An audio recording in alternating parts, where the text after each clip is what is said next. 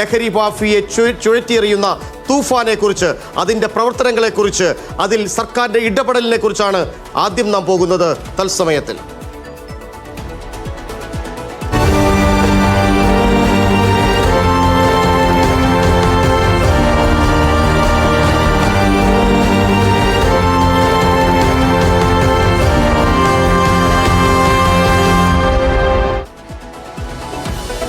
സംസ്ഥാനത്തൊട്ടാകെയുള്ള ലഹരി വ്യാപനം തടയാൻ കേരള പോലീസ് ആരംഭിച്ച operation Toofan the narco hunt 1 മാസം പിന്നിടുമ്പോൾ പിടിച്ചെടുത്തത് 30 കോടിയുടെ നിരോധിത ലഹരി വസ്തുക്കളാണ്. 5353 കേസുകളിലായി 5736 പേർ പിടിയിലായി. അതേസമയം ഓപ്പറേഷൻ തൂഫാനിൽ ഏറ്റവും വലിയ ലഹരി വേട്ട നടന്ന പെരുമ്പാവൂരിൽ ആഭ്യന്തരമന്ത്രി രമേശ് ചെന്നിത്തല ഇന്നെത്തും. ജനങ്ങളെ സംഘടിപ്പിച്ച് ലഹരി മാഫിയയെ തുരത്തുകയെന്ന ലക്ഷ്യത്തോടെയാണ് മന്ത്രി ഇറങ്ങുന്നത്. ഉച്ചയ്ക്ക് ശേഷം ബഹുജന റാലിയും അതിഥി തൊഴിലാളികളുമായുള്ള മുഖാമുഖമടക്കമുള്ള പരിപാടികളും ചെന്നിത്തല സംഘടിപ്പിക്കുന്നുണ്ട്. പെരുമ്പാവൂരിനെ ക്ലീൻ ആക്കുമെന്ന് ചെന്നിത്തല ആഭ്യന്തരമന്ത്രി ബിഗ് ടിവിയോട് പറഞ്ഞു. DJ പാർട്ടികളിലെ ലഹരി ഇടപാട് ശ്രദ്ധയിൽപ്പെട്ടിട്ടുണ്ട്. ഓണത്തിന് മുമ്പ് ഇനിയും നടപടികൾ ഉണ്ടാവുമെന്നും അമ്മമാരുടെ പിന്തുണയാണ് മുന്നോട്ട് നയിക്കുന്നതെന്നും ആഭ്യന്തരമന്ത്രി പറഞ്ഞു. ഈ അതിഥി തൊഴിലാളികളെല്ലാം കുറ്റവാളികളാണെന്നും ഞാൻ കരുതുന്നില്ല. പക്ഷെ നമ്മുടെ ആളുകൾ ഇതിന് പിന്നിൽ പ്രവർത്തിക്കുന്നുണ്ട്. അപ്പോൾ അത് ക്ലീനാക്കുക, പെരുമ്പാവൂർ ക്ലീനാക്കും, പഴയ പെരുമ്പാവൂരാവും. കുറ്റം ചെയ്യുന്നവരെ നിയമത്തിൻ്റെ മുമ്പിൽ കൊണ്ടുവരും. ഞാനവിടെ പോയി കഴിയുമ്പോൾ ഞാൻ സംസാരിക്കുമല്ലോ, അവർക്ക് എന്താ വേണ്ടതെന്നുള്ളത് ചെയ്തു കൊടുക്കും. ഒരു കാര്യം ഞാൻ ഉറപ്പ് നൽകുന്നു, കേരളത്തിൽ ലഹരി മാഫിയയുടെ സാന്നിധ്യം ഇല്ലാതാക്കുന്ന കർശന നടപടികൾ പോലീസ് കൈക്കൊള്ളും. ഇപ്പോൾ ഓണമാണെങ്കിലും പെരുന്നാളാണെങ്കിലും ക്രിസ്മസ് ആണെങ്കിലും എല്ലാം ഒരുപോലെയാണ് ഞങ്ങൾക്ക്. ഈ കാര്യത്തിൽ ഒരു വിട്ടുവീഴ്ചയും ഉണ്ടാവില്ല. DJ പാർട്ടിക്കാരോടൊക്കെ നമ്മൾ പറഞ്ഞിട്ടുണ്ട്, ഇത് നിർത്തിക്കൊള്ളുക. ഏറ്റവും വലിയ പിന്തുണ അമ്മമാരുടെ പിന്തുണയാണ്, സഹോദരിമാരുടെ പിന്തുണയാണ്. അവരുടെ പിന്തുണയാണ് ഓപ്പറേഷൻ തൂഫാൻ ഏറ്റവും കൂടുതലുള്ളത്. നാം ഈ വാർത്തയിലേക്കാണ് പ്രിയപ്പെട്ട പ്രേക്ഷകരെ ആദ്യം തന്നെ പോകുന്നത്. കാരണം നമ്മുടെ എത്രയോ കുടുംബങ്ങൾ, എത്രയോ കുട്ടികൾ, എത്രയോ മക്കൾ, എത്രയോ സഹോദരങ്ങൾ ഇത്തരത്തിൽ ലഹരിക്ക് അടിമകളായി പോയിട്ടുണ്ട്. അവരെയൊക്കെ ജീവിതത്തിലേക്ക് തിരിച്ചു കൊണ്ടുവരിക, ജീവിതമാണ് ലഹരി എന്ന് പറയുന്ന പുതിയ സന്ദേശം അവരിലേക്ക് എത്തിക്കുക, ഇതൊക്കെ തന്നെയാണ് സംസ്ഥാന സർക്കാർ ലക്ഷ്യമിടുന്നത്. ദൃശ്യ പുതിയടത്ത് ചേരുന്നുണ്ട് തിരുവനന്തപുരത്ത് നിന്ന്. ദൃശ്യ, വലിയൊരു കണക്കാണിപ്പോൾ സംസ്ഥാന സർക്കാർ അവതരിപ്പിച്ചിരിക്കുന്നത്. ഓപ്പറേഷൻ തൂഫാൻ തുടങ്ങിയതിനു ശേഷം പിടികൂടിയ എടുത്ത കേസുകളുടെ അറസ്റ്റിലായ ആളുകളുടെ എണ്ണമൊക്കെ വെച്ച് നോക്കുമ്പോൾ സമീപകാലത്ത് നടന്ന ഏറ്റവും വലിയ ലഹരി വേട്ട സംസ്ഥാനത്തേത് എന്ന് പറയേണ്ടി വരും. ആഭ്യന്തരമന്ത്രി പറയുന്നതനുസരിച്ചാണെങ്കിൽ എത്ര നാൾ കൂടി തുടർച്ചയായി ഇതേ ആവേശത്തോടു കൂടി ഓപ്പറേഷൻ തൂഫാനെ കൊണ്ടുപോകാനാണ് ഇപ്പോൾ ആഭ്യന്തര വകുപ്പ് സംസ്ഥാന സർക്കാരും പദ്ധതിയിടുന്നത്. ദൃശ്യ,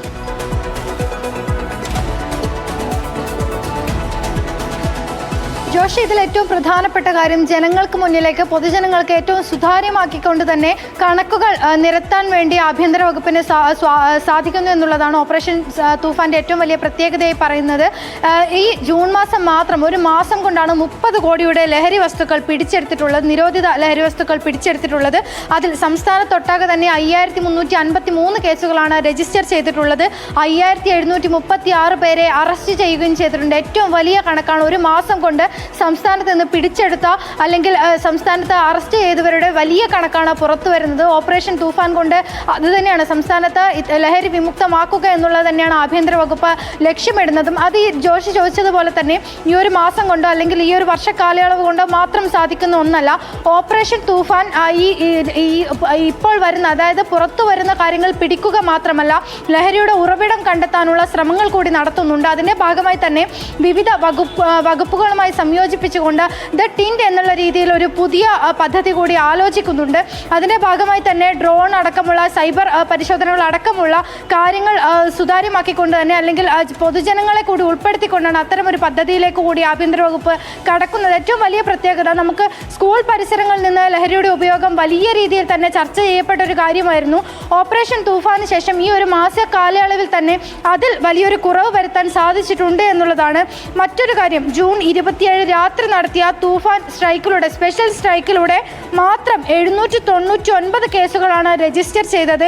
806 പേരെയാണ് ഇതുമായി ബന്ധപ്പെട്ട് അറസ്റ്റ് ചെയ്തിട്ടുള്ളത്. ഈ 1 മാസത്തെ കണക്ക് മാത്രമാണ് ഈ മുന്നിൽ നിരത്തിയിരിക്കുന്നത്. ഇനി മുന്നോട്ട് പോകുമ്പോൾ ഈ പെരുമ്പാവൂരടക്കം പൂർണ്ണമായും ലഹരി വിമുക്തമാക്കുക എന്നുള്ള ലക്ഷ്യം വെച്ചാണ് ഇന്ന് ആഭ്യന്തരമന്ത്രി അവിടെ സന്ദർശിക്കുകയും മറ്റീ പറഞ്ഞതുപോലെ തന്നെ വലിയ ബോധവൽക്കരണ ക്ലാസുകളടക്കം നൽകാനും ഈ ഇപ്പോൾ നടന്നുകൊണ്ടിരിക്കുന്ന കാര്യങ്ങൾ മുന്നോട്ട് പോകാനും തീരുമാനിച്ചിട്ടുള്ളത്. എന്തായാലും ഓപ്പറേഷൻ തൂഫാന്റെ ഭാഗമായി വലിയ കണക്കാണ് ജൂൺ മാസം. പലപ്പോഴും നമുക്കറിയാമല്ലോ, സംസ്ഥാനത്തുണ്ടാകുന്ന ലഹരി മരുന്ന് കേസുകൾ, ആ ലഹരി മരുന്ന് കേസുകളിൽ നമ്മുടെ ഇവിടുത്തെ നിയമത്തിന്റെ പരാജയം അല്ലെങ്കിൽ നിയമത്തിന്റെ പഴുത് പല ഘട്ടങ്ങളിലും ഈ പ്രതികൾ ഉപയോഗിക്കുന്നുണ്ട്. ഉദാഹരണത്തിന് ഇപ്പോൾ കഞ്ചാവ് പിടികൂടുന്നു എന്ന് കരുതുക. കഞ്ചാവ് പിടികൂടുന്നത് 1 കിലോയിൽ താഴെയാണെങ്കിൽ 999 ഗ്രാമാണ് എന്ന് കരുതുക പിടികൂടുന്നത്.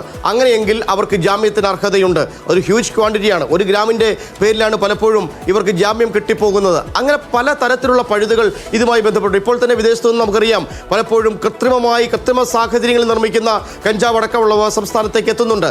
അവയ്ക്കൊക്കെ നമ്മുടെ സംസ്ഥാനത്ത് നിലവിലുള്ള നിയമങ്ങൾ അത് പലപ്പോഴും പ്രതികൾക്ക് സഹായകമാകുന്നതോ അല്ലെങ്കിൽ ഈ നിയമത്തിൻ്റെ വഴിയിൽ നിന്ന് ഊർന്നു പോകാൻ പറ്റുന്ന രീതിയിലോ ആണ് എന്ന് നേരത്തെ തന്നെ ഈ രംഗത്തെ വിദഗ്ധർ പറയുന്നുണ്ട്. ഏതെങ്കിലും വിധത്തിലുള്ള നിയമ പരിഷ്കാരം ഇതുമായി ബന്ധപ്പെട്ട് നടത്താൻ സർക്കാർ ഉദ്ദേശിക്കുന്നുണ്ടോ? ദൃശ്യ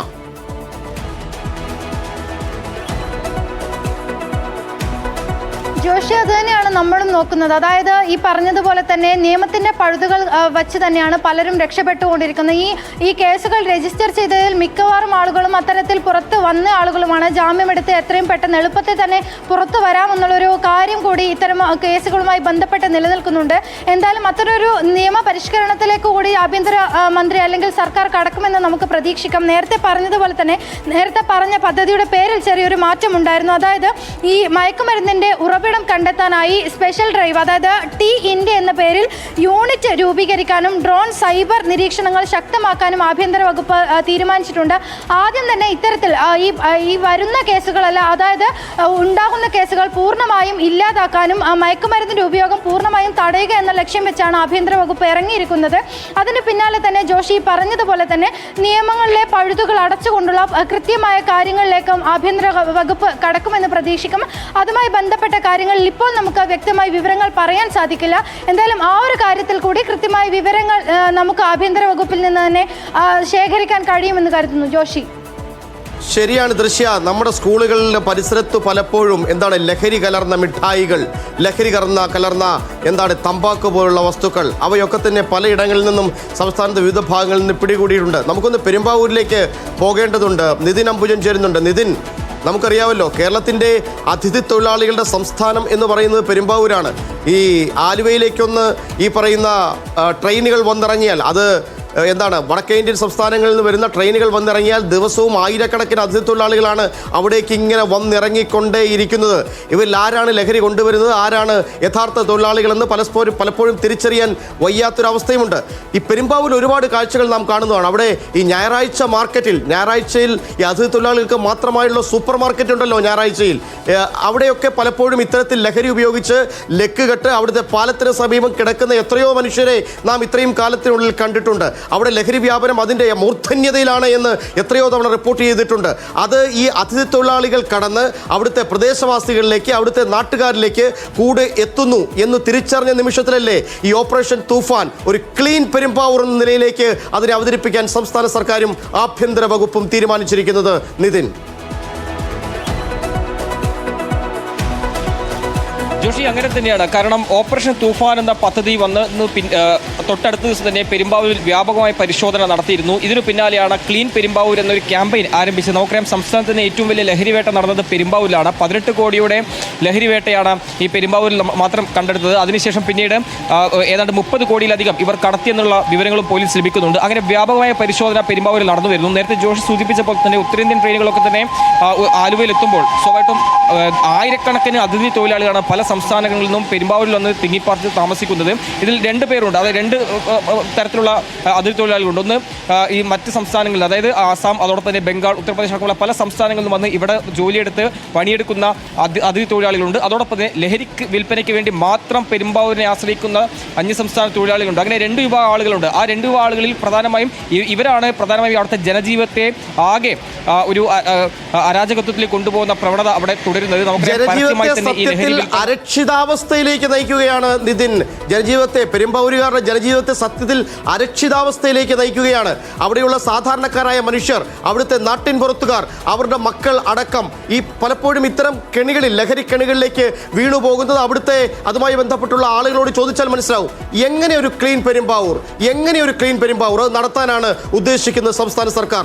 അതിനൊരു മോഡസ് തയ്യാറാക്കിയിട്ടുണ്ടോ? അതിനുവേണ്ടി ഒരു പ്രോഗ്രാം തയ്യാറാക്കിയിട്ടുണ്ടോ? ആഭ്യന്തരമന്ത്രി ഇന്ന് വരുമ്പോൾ അവിടുത്തെ അമ്മമാരുമായി, അവിടുത്തെ സഹോദരിമാരുമായി കൂടിക്കണ്ട് ഇത് സംബന്ധിച്ച് ചർച്ച നടത്തും എന്ന് പറയുന്നുണ്ട്. അങ്ങനെയെങ്കിൽ വരും ദിവസങ്ങളിൽ എങ്ങനെ ഒരു ആക്ഷനാണ് പെരുമ്പാവൂരിൽ നാം പ്രതീക്ഷിക്കേണ്ടത് നിതിൻ?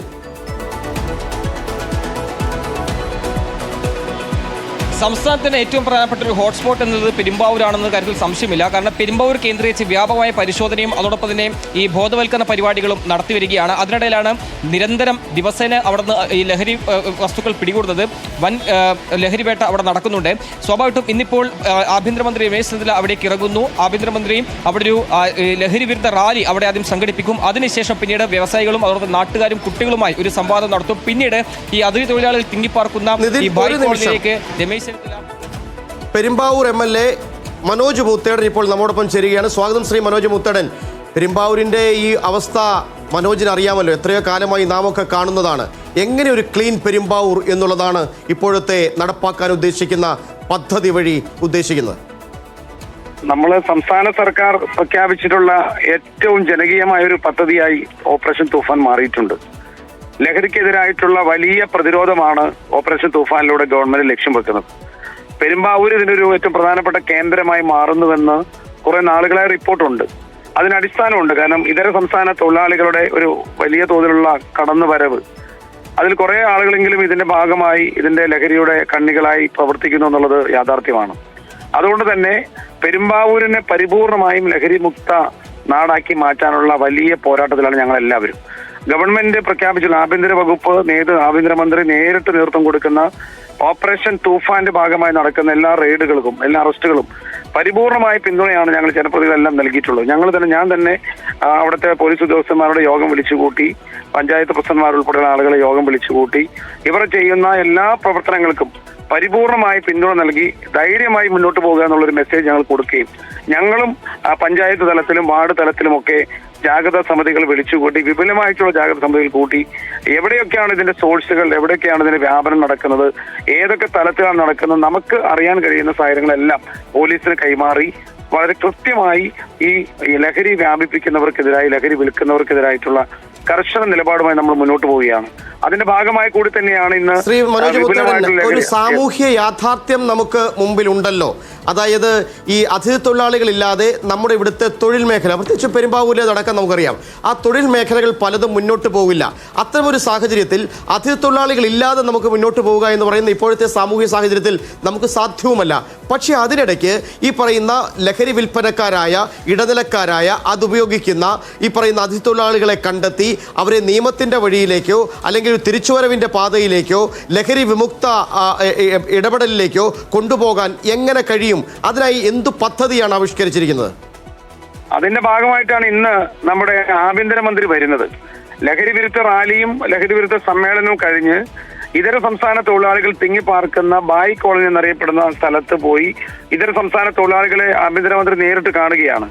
അവരോട് പറയുന്നത്, നിങ്ങൾക്ക് ആശങ്ക വേണ്ട, ഇവിടെ നന്നായി ജീവിക്കാൻ ആഗ്രഹിക്കുന്ന ഒരാൾക്കും യാതൊരു പ്രയാസവും ഉണ്ടാകില്ല. ഇവിടെ നിങ്ങൾക്ക് ജോലി എടുക്കാം, നല്ല വരുമാനം ഉണ്ടാക്കാം, സുഖമായി ജീവിക്കാൻ കഴിയുന്ന സാഹചര്യമുണ്ട് എന്ന് അവരെ ബോധ്യപ്പെടുത്തിക്കൊണ്ട് അവരുടെ ഇടയിൽ ചില ആളുകളൊക്കെയാണല്ലോ ഇത് ചെയ്യുന്ന ആളുകൾ, അവരെ കൃത്യമായി നിയമത്തിന് മുമ്പിൽ കൊണ്ടുവരുമെന്നുള്ള മെസ്സേജ് കൊടുത്ത് ഇവിടെ നന്നായി എല്ലാ നിയമങ്ങളും പാലിച്ച് ജീവിക്കാൻ ആഗ്രഹിക്കുന്ന ആൾക്ക് യാതൊരു പ്രയാസവും ഉണ്ടാകില്ല എന്ന് അവരെ ബോധ്യപ്പെടുത്തിക്കൊണ്ട് തന്നെ അവരുടെ കൂടി സഹകരണത്തോടു കൂടി ഈ ലഹരി വ്യാപനം തടയാൻ വേണ്ടിയിട്ടാണ് നമ്മൾ ലക്ഷ്യം വെക്കുന്നത്.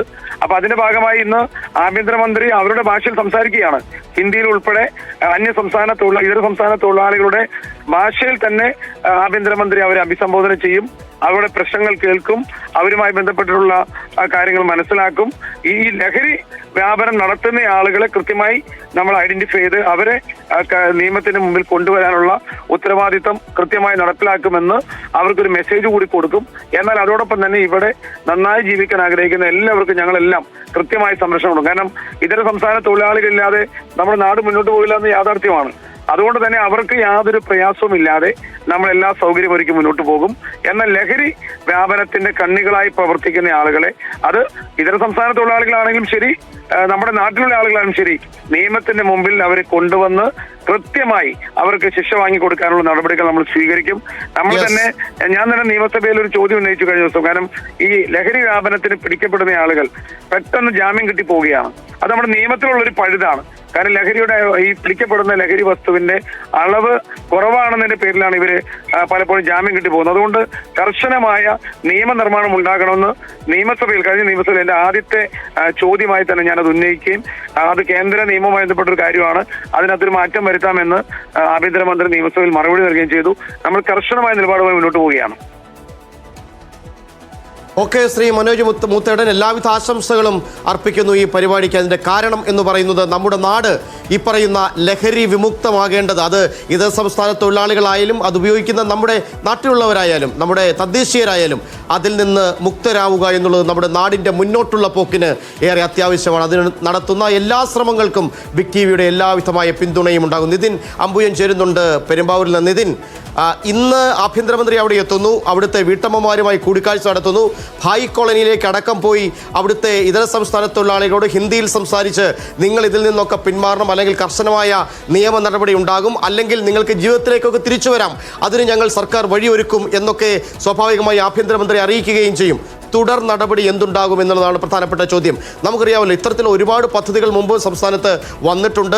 ലഹരി വിമുക്ത ക്യാമ്പയിനുകൾ ഒരുപാട് ഇതിനു മുമ്പ് ഉണ്ടായിട്ടുണ്ട്. പക്ഷേ പലതും 1-2 ആഴ്ച നീളുന്ന, അല്ലെങ്കിൽ 1-2 മാസം നീളുന്ന വലിയ ഘോഷിച്ചുള്ള പ്രചാരണത്തിന് ശേഷം അങ്ങ് പതിയെ മെല്ലെ മെല്ലെ മെല്ലെ കെട്ടടങ്ങുകയാണ് പലപ്പോഴും ചെയ്യുന്നത്. ഇതിൻ്റെ അവസ്ഥ അങ്ങനെയല്ല എന്നുള്ളതാണ് ആഭ്യന്തരമന്ത്രി ഇപ്പോൾ പറയുന്നതും. ജോഷി, അങ്ങനെ തന്നെയാണ്. മുൻപും പലതരത്തിലുള്ള ലഹരി വിരുദ്ധ ക്യാമ്പയിനുകളൊക്കെ തന്നെ സംസ്ഥാനത്ത് നടന്നിരുന്നു. പ്രത്യേകിച്ചും പെരുമ്പാവൂരിൽ ആ ഒരു ക്യാമ്പയിനൊക്കെ തന്നെ അത് കാര്യക്ഷമമായി ഇടപെടൽ ഉണ്ടായിരുന്നു എന്നുള്ള സംശയം തന്നെയാണ് ഉയർന്നിരിക്കുന്നത്. കാരണം അതുതന്നെയാണ് പിന്നീട് വ്യാപകമായ നിലയിൽ ഈ ലഹരി ഉപയോഗവും അതോടൊപ്പം തന്നെ ആളുകൾ ഇതിന് അടിമപ്പെട്ടു പോകുന്നൊരു സാഹചര്യം ഉണ്ടായത്. പരസ്യമായി തന്നെ പല ദൃശ്യങ്ങൾ നമ്മൾ കണ്ടിരുന്നു. സമൂഹ മാധ്യമങ്ങൾ അത് പരസ്യമായി തന്നെ വരുന്നൊരു കാര്യവും നമ്മൾ കണ്ടിരുന്നു. പോലീസൊക്കെ തന്നെ കാര്യക്ഷമമായ ഇടപെടൽ ഈ ഒരു ഘട്ടത്തിൽ നടത്തുന്നുണ്ട് എന്നുള്ളത് ഏറെ പ്രശംസനീയമാണ്. പക്ഷേ അപ്പോഴും ഇതിൻ്റെ അടിവേര ഇളക്കാൻ എന്ത് നടപടിയാണ് ഉണ്ടാവുക, ആ ഒരു തുടർ നടപടി എങ്ങനെയായിരിക്കുമെന്ന ചോദ്യമാണ് ഈ ഘട്ടത്തിൽ ഉയരുന്നത്. കാരണം ഇപ്പോൾ ഓപ്പറേഷൻ തുഫാൻ അതിൻ്റെ ആ നിലയിൽ തന്നെ ആ പ്രവർത്തനം മുന്നോട്ട് പോകുന്നുണ്ട്. വ്യാപകമായിട്ടുള്ള പരിശോധന നടക്കുന്നുണ്ട്. അതിൻ്റെ ഭാഗമായി തന്നെ ലഹരിവേട്ട സംസ്ഥാനം നടക്കുന്നുണ്ട്, പ്രത്യേകിച്ച് പെരുമ്പാവൂരിൽ നടക്കുന്നുണ്ട്. പക്ഷേ ഇതിൻ്റെ ഉറവിടം കണ്ടെത്താൻ എന്ത് നടപടി സ്വീകരിക്കും, അതാണ് അറിയേണ്ടത്. കാരണം ഇതിൻ്റെ പ്രധാനപ്പെട്ട കണ്ണികളായി പ്രവർത്തിക്കുന്ന വലിയ ശൃംഖലയാണ്. അത് പ്രദേശത്തും കേരളത്തിന് പുറത്താണ്, ചിലപ്പോൾ രാജ്യത്തിന് പുറത്താണ്. ഈ സംഘമാണ് ഇവിടുത്തെ കാര്യങ്ങൾ നിയന്ത്രിക്കുന്നത്. ഈ നിയന്ത്രിക്കപ്പെടുന്ന സംഘത്തിൽ ആരൊക്കെ പങ്കാളികളാകുന്നു, ഇവർക്ക് എന്ത് ശിക്ഷ നൽകുന്നു, ഈ പിടിക്കപ്പെടുന്ന ക്വാണ്ടിറ്റിക്ക് അനുസരിച്ച് ഇവർക്ക് ശിക്ഷ ഇളവ് ലഭിക്കുന്നുണ്ട്. പ്രത്യേകിച്ചും നേരത്തെ ജോഷി സൂചിപ്പിച്ചപ്പോൾ നിശ്ചിത അളവിൽ ഇല്ല എങ്കിൽ അവർക്ക് ജാമ്യം ലഭിക്കുന്ന ഒരു സാഹചര്യമുണ്ട്. അങ്ങനെ ഒരു നിയമത്തിന്റെ ചില പഴുതുകൾ ഉപയോഗിച്ച് ഇവർ ഈ പറയുന്ന ലഹരി കൊണ്ടുവരുന്ന ഇടനിലക്കാർക്കടക്കം കച്ചവടക്കാർക്കടക്കം വലിയ തുണയാകുന്നത് ഒരു നിയമപരിഷ്കാരത്തിലൂടെ മാത്രമേ സംസ്ഥാനത്തെ ലഹരി വ്യാപനത്തിന് ഒരു തടയിടാൻ ഒരു പരിധി വരെ കഴിയൂ. അതുതന്നെയാണ് സംസ്ഥാന സർക്കാരിൻ്റെ പരിഗണനയിലുള്ളൂ. പക്ഷേ കേന്ദ്ര നിയമത്തിലെ ചില മാറ്റങ്ങൾ കൂടി ഇക്കാര്യത്തിൽ അത്യാവശ്യമാണ്. എന്തായാലും ഇപ്പോൾ ഈ operation Toofan, the narco hunt വഴി നടത്തുന്ന പ്രവർത്തനങ്ങൾ നമ്മുടെ സമൂഹത്തിൽ ഒരു മാറ്റത്തിൻ്റെ കാറ്റ് മുഴക്കട്ടെ, മാറ്റത്തിൻ്റെ കൊടുങ്കാറ്റ് മുഴക്കട്ടെ എന്ന് നമുക്ക് ആശിക്കുകയും ചെയ്യാം. നമുക്ക്